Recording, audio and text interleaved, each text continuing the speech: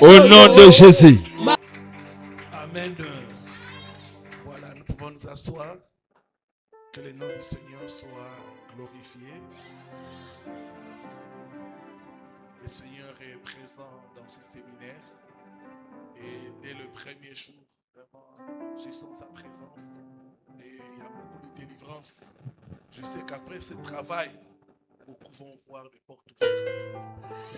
Beaucoup vont témoigner. Amen. Alors avant d'entrer dans la parole de Dieu, comme j'ai fait partout, quand j'organise des séminaires, je lance toujours les appels pour que les gens puissent sceller les prières avec les offrandes. 2 Samuel 24, verset 24. On va nous lire cela. 2 Samuel 24, verset 24. Pasteur.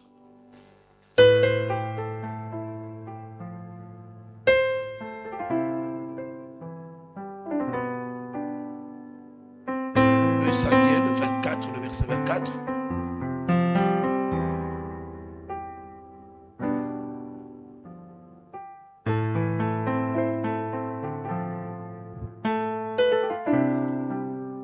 De Samuel 24, 24, je lis au nom de Jésus. Mais le roi dit à Ravna, non, je veux l'acheter de toi à prix d'argent. Je vais l'acheter de toi à prix d'argent. Et je n'offrirai point à l'Éternel, mon Dieu, des holocaustes qui ne me coûtent rien. Je n'offrirai point à l'Éternel, mon Dieu, des offrandes qui ne me coûtent rien. Amen. Amen. Nous pouvons reprendre nos places. Vous savez, l'offrande a une place dans la prière. Il y a un mystère dans l'offrande. J'ai vu des grandes délivrances se passer quand quelqu'un a compris l'importance de l'offrande. Ici, David a compris qu'il ne pouvait pas offrir à son Dieu quelque chose qui ne l'écoute pas.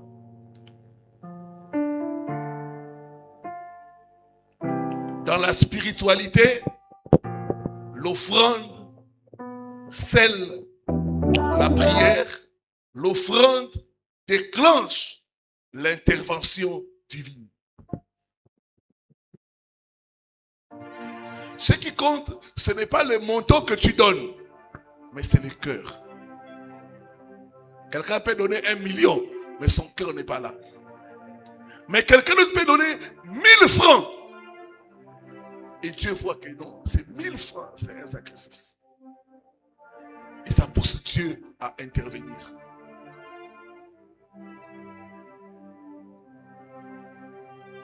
Moi-même, je me rappellerai, à un moment, j'avais des problèmes, des difficultés. Tout ce qu'on était resté dans la maison, c'était 100 $. Vous savez, quand vous restez avec 100 $ juste à la maison, si vous dites à madame, Dieu m'a dit de donner ça, elle ne va pas vouloir. Dieu m'a dit, mets-moi à l'épreuve. Et j'ai pris ces 100 $ et j'ai mis dans l'enveloppe. Je suis allé vers mon père spirituel. Je lui ai dit, papa, ça c'est une offrande de sacrifice.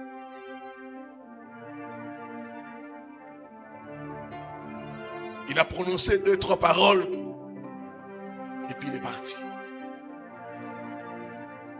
Les mois qui a suivi, il y a une porte qui s'est ouverte pour moi d'une façon incroyable. Incroyable, inimaginable.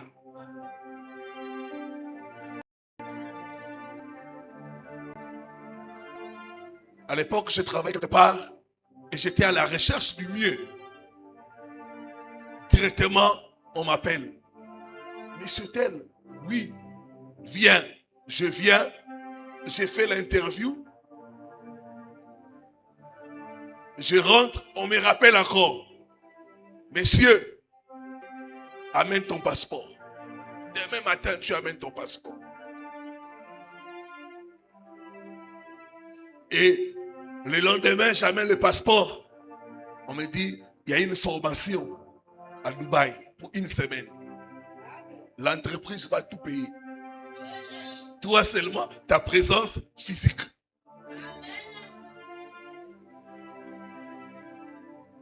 Et quand j'ai dit à madame, j'ai dit, regarde ce que les $100 a fait. Il y avait beaucoup de candidats, mais on m'a arrêté. $100 m'a ouvert des portes terribles. Terribles. Dieu est un Dieu de principe. Dieu ne regarde pas ce que tu as, mais Dieu regarde ce qui reste.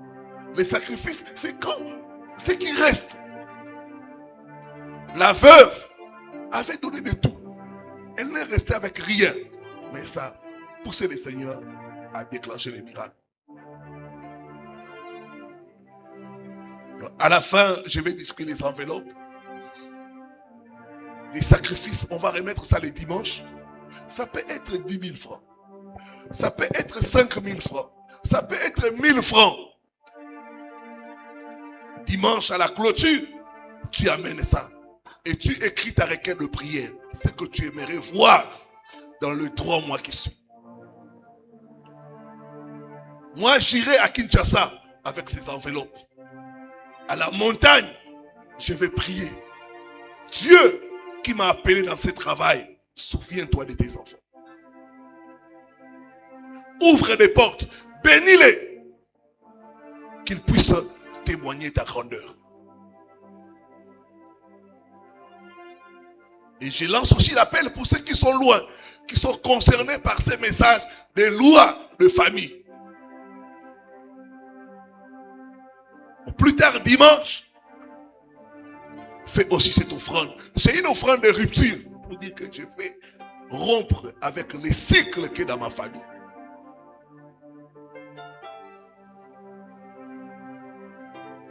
Ceux qui sont loin, contactez-moi en privé et on vous donnera les détails pour cette offrande de rupture. Je vais rompre avec les lois de ma famille au nom de Jésus-Christ. Voilà, que Dieu nous bénisse. Entrons dans la parole de ce soir. 8 lois établies dans les familles africaines. 8 lois établies dans les familles africaines. Si tu es un Africain, ce message est pour toi. Il y a 8 lois que tu dois combattre à tout prix. Quand Dieu m'a donné la révélation de ces lois-là, j'ai commencé à regarder, je dis, mais tiens, ça c'est dans ma famille, ça c'est dans ma famille, ça c'est dans ma famille, ça c'est dans ma famille. Et je regardais ces lois-là. Je me disais, mais ça c'est moi, ça c'est moi, ça c'est moi. Dieu m'a dit, commence à briser ces lois-là. Sinon, tu finiras comme ton père. Et je suis entré dans une prière avec colère sainte. J'ai commencé à prier, j'ai commencé à refuser, j'ai commencé à déclarer sur bas de la parole de Dieu. Les lois de ma famille n'auront plus de pouvoir sur moi. Quand j'ai commencé à prier contre ces lois-là, il est arrivé que d'autres personnes me disaient, mais toi, est-ce que tu es de cette famille-là? Mais non. Est-ce que vraiment tu es de cette famille-là? J'ai dit oui. Mais ta vie est différente. Je ne leur disais pas ce que j'avais fait en secret. La Bible dit, vous connaîtrez la vérité et la vérité vous affranchira. Oh, que la vérité qui va sortir puisse t'affranchir au nom de Jésus. Est-ce que quelqu'un est prêt à entendre ces lois? Ah, donne-moi un bon amen. Ah, ton amen ne me convainc pas. Donne-moi l'amen de quelqu'un qui est vivant.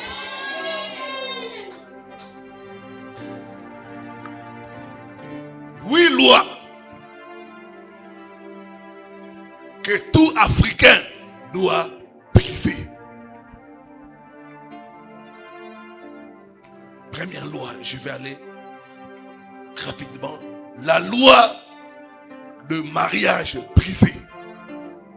La loi de mariage brisé. C'est la première loi. Dans beaucoup de familles, aucune femme ne reste mariée.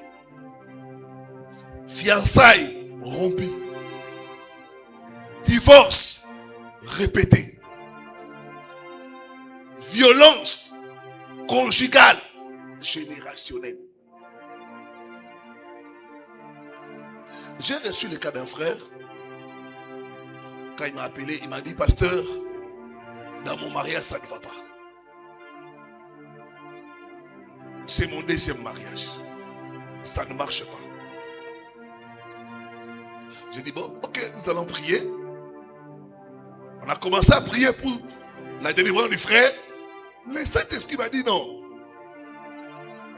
Si tu pries seulement pour lui, tu fais le travail à moitié. Tu dois aussi prier pour sa femme. Je lui ai parlé, j'ai dit, mon frère, est-ce que ta femme accepterait que je puisse prier pour elle? Parce que si je prie pour toi, seul, c'est comme si je fais le travail à moitié. Et le frère m'a dit, oui, il n'y a pas de problème. J'ai dit, bon, si ta femme veut qu'elle puisse m'appeler.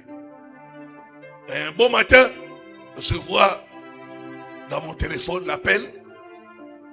J'essaie de rappeler. Madame se présente. Il dit, je suis la femme de tel frère, tout ça.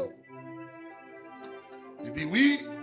Il m'a parlé de vous, mais qu'est-ce qui se passe dans votre mariage?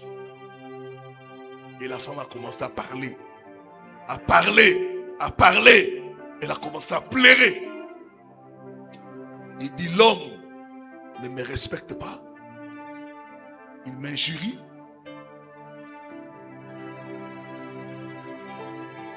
Aucune considération. Il est infidèle.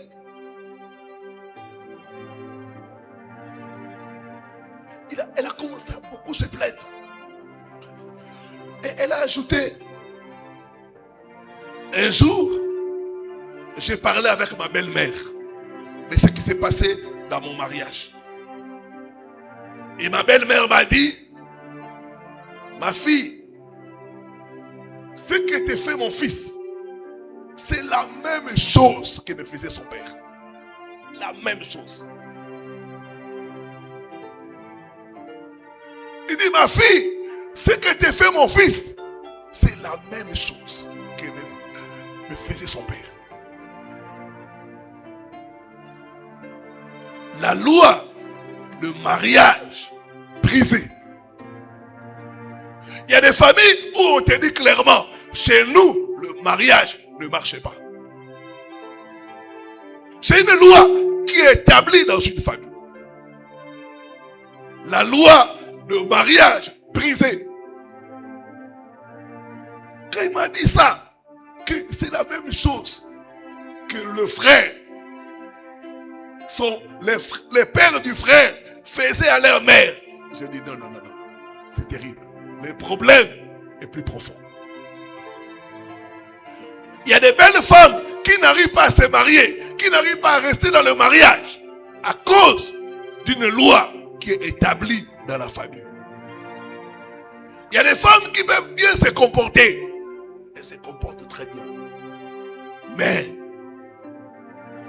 elles sont toujours rejetées. Rejetées. Il y a une femme qui m'avait appelé à partir de Bruxelles. Il m'a dit, pasteur, je travaille. J'ai une bonne situation. Quand un homme m'approche, je me donne dans la relation. Au point où je donne même à l'homme l'argent des poches. Pour moi, l'argent c'est rien. Je donne à l'homme l'argent des poches. Malgré cela, l'homme avec l'argent que je lui donne va commencer à me tromper avec d'autres femmes. La loi du mariage brisée. J'ai pris Dieu ce soir que toute loi qui empêche le mariage d'être stable dans votre famille soit brisé au nom de Jésus. Soit brisé au nom de Jésus. Soit brisé au nom de Jésus. Soit brisé au nom de Jésus.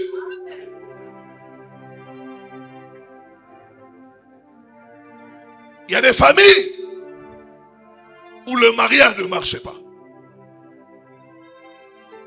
Il y a des familles où ça ne dure pas. Indépendamment des personnes, indépendamment de leur comportement, à cause de la loi qui est établie. Je chasse ce soir tout esprit de rejet héréditaire au nom de Jésus-Christ de Nazareth. Tout esprit de rejet héréditaire, je les chasse au nom de Jésus-Christ. Votre grand-mère était abandonnée. Votre mère vous a élevé seul. Et vous aussi, vous continuez les cycles. Ça doit s'arrêter au nom de Jésus. J'ai dit, ça doit s'arrêter au nom de Jésus. Ça doit s'arrêter au nom de Jésus.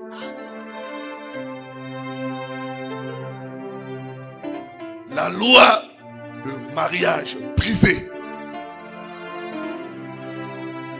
J'ai reçu chez moi à Kinshasa un pasteur qui est venu du Gabon, un missionnaire, quelqu'un qui aime Dieu, il est sincère. Mais à chaque fois qu'il essaie de se marier, ça ne marche pas. Ça ne marche pas. Il dit, parce que ça fait 3 fois.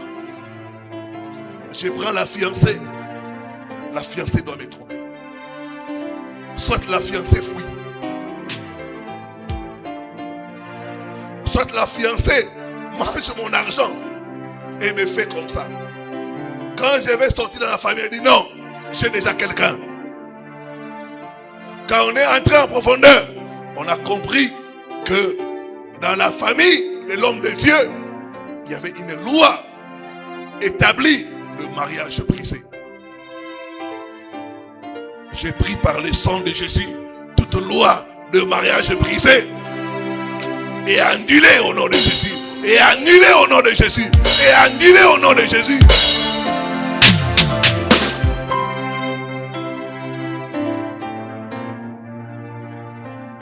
Le mariage est la première bénédiction que Dieu a donnée à l'homme au jardin d'Éden.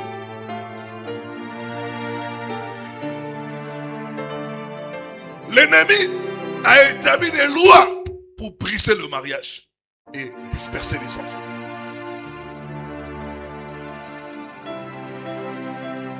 C'est la première loi que tu dois combattre. La loi de mariage brisé. Il y a beaucoup de divorces, même parmi les enfants de Dieu. Beaucoup de divorces. La loi de mariage brisé. Il faut traiter ça. Deuxième loi, en tant qu'Africain, tu dois combattre et briser. C'est la loi de la pauvreté chronique. C'est une loi qui est dans beaucoup de familles.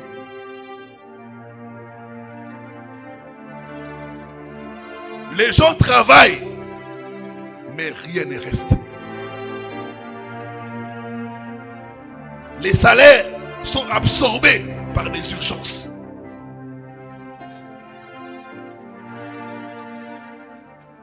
Des commerces qui s'effondrent sans raison logique. La loi de la pauvreté chronique. Je suis allé prier pour un couple. L'homme et la femme travaillent. Mais ils n'arrivent pas à s'en sortir. Il dit, parce que nous mettons nos 2 salaires ensemble. Mais on n'arrive pas à s'en sortir. La loi de la pauvreté chronique. Des gens travaillent, mais ils sont pauvres. Des gens travaillent, mais rien ne reste. Chaque fois qu'ils ont leur salaire, c'est les urgences. C'est des problèmes qui viennent absorber tout. Il y a des gens qui sont ici, tu constates dans votre famille, dès que quelqu'un a l'argent, c'est la maladie. Soit toi-même, soit les enfants. La loi de la pauvreté chronique.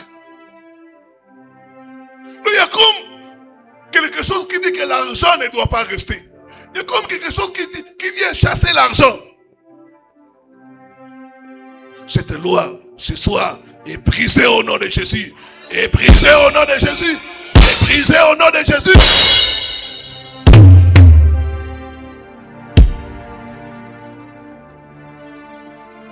Cette loi fait à ce que les gens puissent être endettés. Vous voyez des gens qui ont des dettes partout.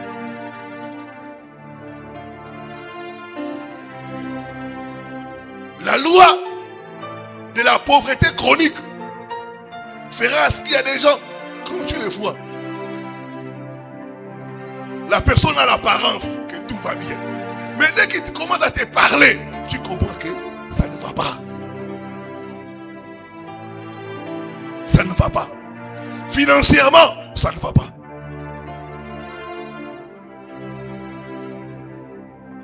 La loi de la pauvreté chronique. Il y a des familles où tout le monde est bloqué. Personne ne peut aider l'autre. Cette loi-là.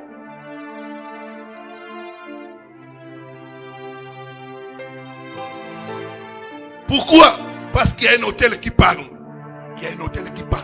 Il y a un hôtel qui parle chaque fois.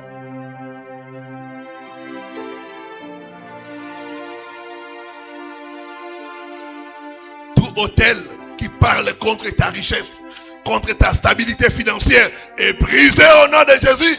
Est brisé au nom de Jésus. La loi de la pauvreté chronique s'est établie dans les familles.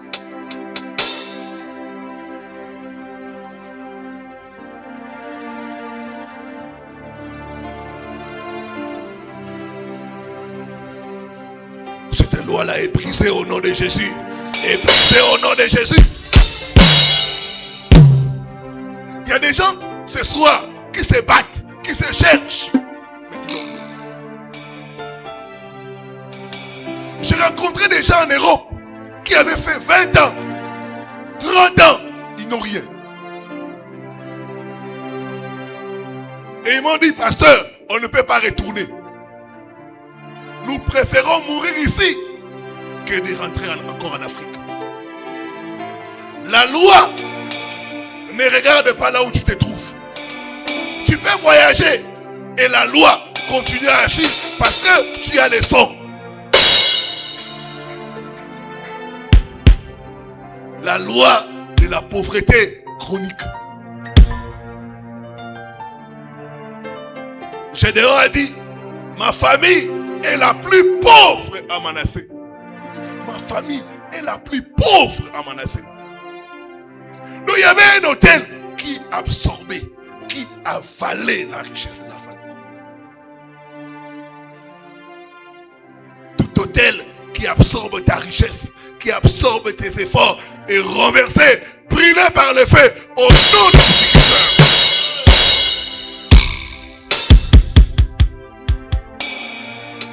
C'est une loi que tu dois combattre. C'est une loi que tu dois combattre. La loi de la pauvreté chronique. Tu dois combattre cette loi-là. Je me rappelle quand Dieu m'a commencé à me montrer, dit cette loi est dans votre famille. Regarde. J'ai regardé mon père. J'ai regardé les membres de ma famille, à gauche, à droite. C'est pas normal. Des gens ont étudié, mais ils tournent en rond. Les gens n'arrivent pas à s'en sortir. Les gens n'arrivent pas à lever la tête. Il m'a dit, c'est une loi. Et j'ai commencé à briser cette loi, à briser cette loi, à briser cette loi. Aujourd'hui, par la grâce de Dieu, la pauvreté ne connaît pas mon adresse. Cette loi sera brisée au nom de Jésus. Troisième loi, c'est la loi des morts prématurées. Dans certaines familles, les gens ne vivent pas longtemps.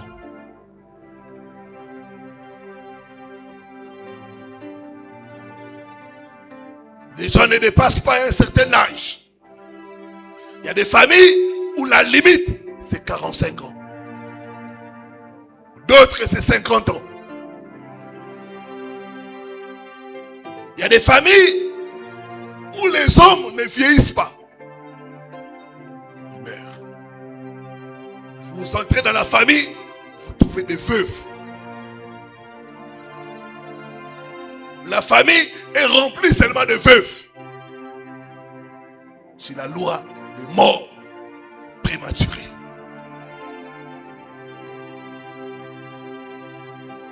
Dans d'autres familles, vous verrez un décès juste après une percée. Vous verrez que la personne lève la tête. On la lève. Juste après une percée, il y a la mort.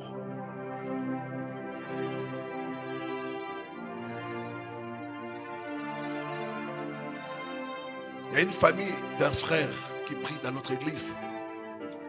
C'est un papa. Un de ses neveux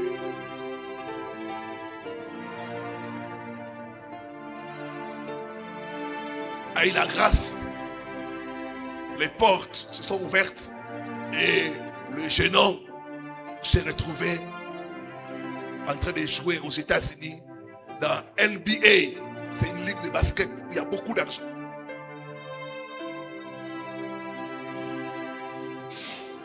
Le jeune homme, quand il a signé le gros contrat, il a fait voyager tout sa famille rapprochée, son père, sa mère, tout ce qu'il a fait voyager. Alors les gens de la grande famille ont dit, nous ne sommes pas d'accord avec ça. Le papa, qui était en bonne santé, il a voyagé aux États-Unis. Il n'a fait que 2 ans. Après 2 ans, il est mort mystérieusement.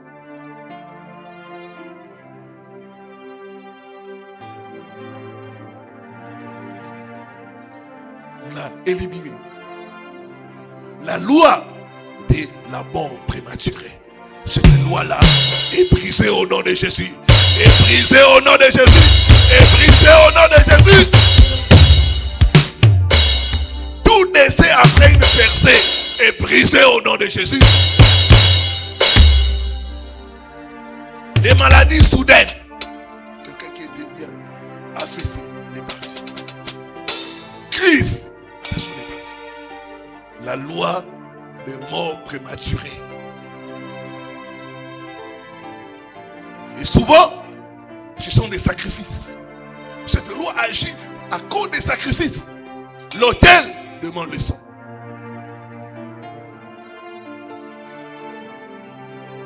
Chez nous, il y a une famille où leur papa, il a beaucoup d'argent. Le monsieur est tombé malade. Déjà 70 ans. C'est un monsieur. À cause de l'argent, il se maintient.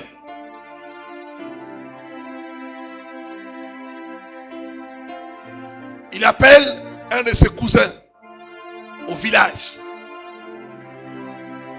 On le fait venir comme garde malade. Et entre la vie et la mort. Le cousin qui les garde à l'hôpital. Il a bonne santé, c'est quelqu'un de quarantaine d'années. Qu'est-ce qui se passe? La maladie qui était dans le vieux se transmet dans les cousins. Les cousins meurent et le vieux se rétablit.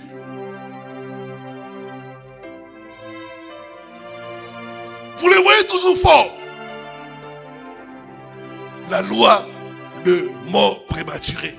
Ta vie ne sera pas sacrifiée au nom de Jésus. Je dis que ta vie ne sera pas sacrifiée au nom de Jésus. Ta vie ne sera pas sacrifiée au nom de Jésus. Quiconque cherche à te sacrifier mourra à ta place. Mourra à ta place. Mourra à ta place. Au nom de Jésus-Christ.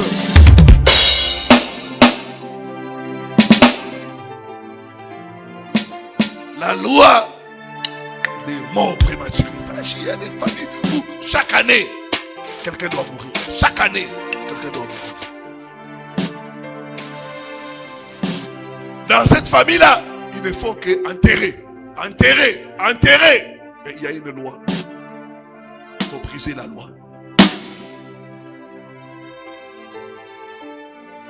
Quatrième loi que tu dois combattre, c'est la loi des échecs au moment de la percée. La loi des échecs au moment de la percée. Cette loi est la plus frustrante. Pourquoi? Tu vois la personne presque arriver, puis tout tombe. Tu vois la personne, le visa est refusé à la dernière minute. À la dernière minute.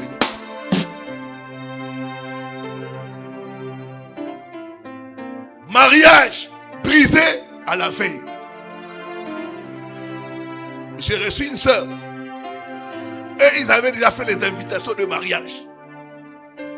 À 4 jours, l'homme chante d'avis. Il ne fait plus de ses mariages. La salle louée, tout payé. Les traiteurs, tout payé. L'homme ne fait plus ses mariages. La loi de l'échec au moment de la percée. Donc, des blocages invisibles. Juste à la dernière étape. Juste à la dernière étape. Des blocages invisibles. J'ai reçu un frère. Ce frère est commissionnaire. Il peut avoir un marché. Tout est OK. Le jour du paiement. Les jours on dit, bon, monsieur, viens, on va régler l'affaire, on va te donner ta commission. C'est ce jour-là que le vendeur, l'acheteur, le preneur chante d'avis. Il dit, papa, c'est toujours la veille où je dois toucher la commission. Des fois même, je vais prendre des dettes. Je me dis, je vais recevoir l'argent. Arrivé, on chante d'avis.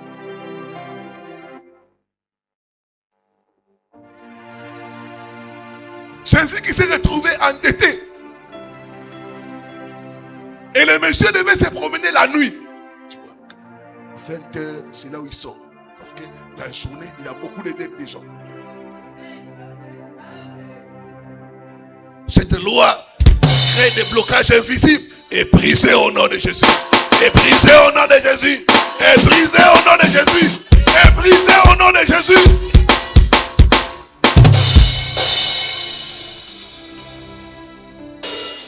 Les échecs au moment de la percée.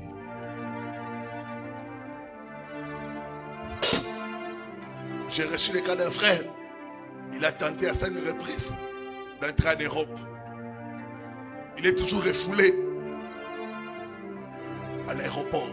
Quand il descend de l'avion, pour entrer, il voit l'Europe comme ça.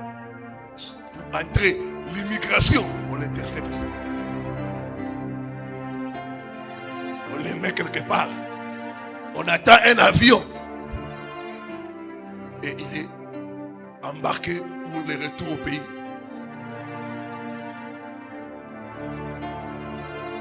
Il dit, il y a une fois même, j'ai fait 24 heures. J'étais en France. Mais là, dans l'aéroport. Il voit, mais il n'entre pas. Cette loi-là est brisée au nom de Jésus. Est brisée au nom de Jésus. Est brisée au nom de Jésus. Est brisée au nom de Jésus. Est brisée au nom de Jésus. Est brisée au nom de Jésus.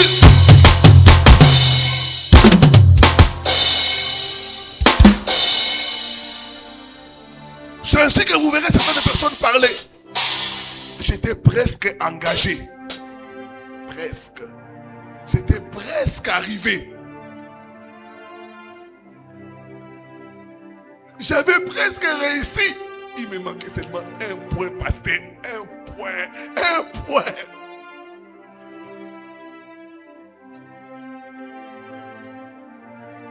Presque marié.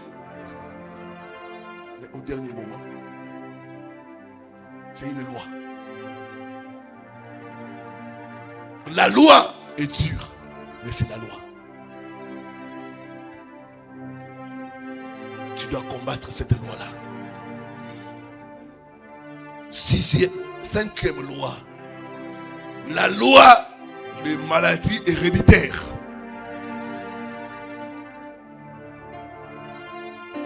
Même maladie, même âge, même symptômes. La loi des maladies héréditaires. Même maladie, même âge. Non, chez nous, nous souffrons de diabète. Chez nous, c'est l'hypertension. Chez nous, c'est la stérilité. Chez nous, c'est la folie.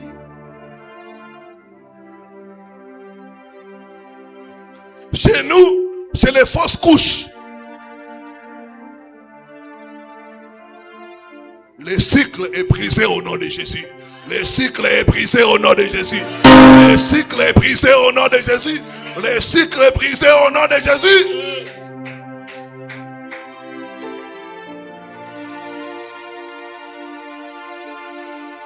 La maladie des familles doit te quitter au nom de Jésus. Doit te quitter au nom de Jésus. La Bible dit, si quelqu'un est en Christ, il est devenu une nouvelle créature. Les choses anciennes sont passées. Toutes choses sont devenues nouvelles. Tu n'es plus de cette famille. Toi, tu es de la famille de Dieu. Ça veut dire que cette maladie-là doit te quitter au nom de Jésus. Doit te quitter au nom de Jésus. Dans la famille de Dieu, il n'y a pas de stérile. Dans la famille de Dieu, il n'y a pas d'hypertendu. Il n'y a pas de diabétique.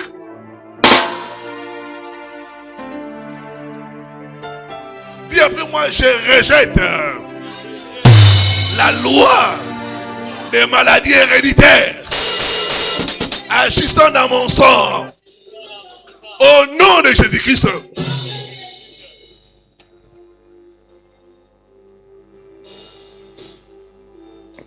Je suis allé prier pour une famille. Tout le monde avait des lunettes. Même un enfant d'une année. Je dis, mais oh non, parce que c'est comme ça dans la famille. Nous tous, nous portons des lunettes. C'est pas normal. C'est pas normal. Un enfant d'une année.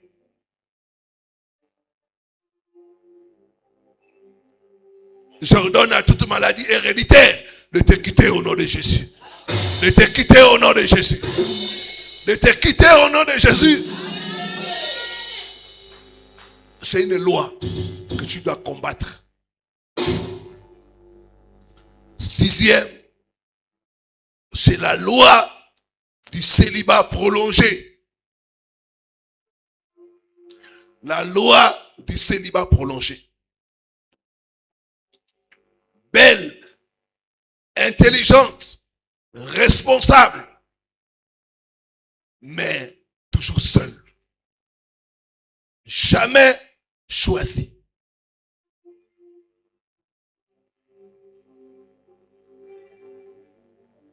Dans la famille de Laban, il y avait une loi qui empêchait le mariage.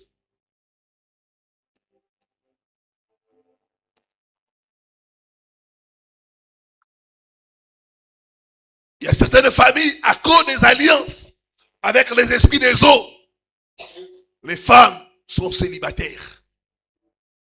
Célibataires à vie. 40 ans, 50 ans, 60 ans, toujours seules. Cette loi-là est brisée au nom de Jésus. Est brisée au nom de Jésus.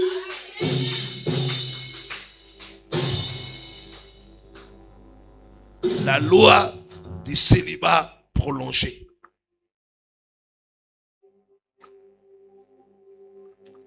Il faut combattre ça.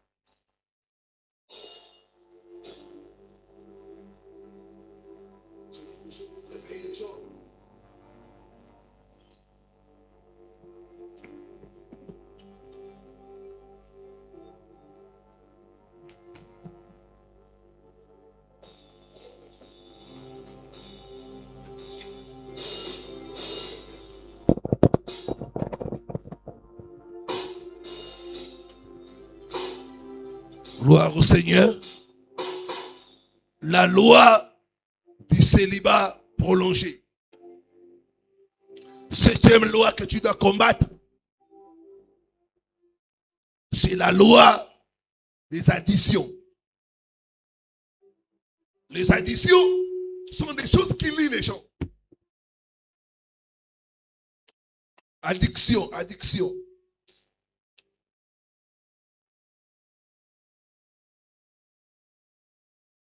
Il y a des familles, l'addiction, c'est l'alcool.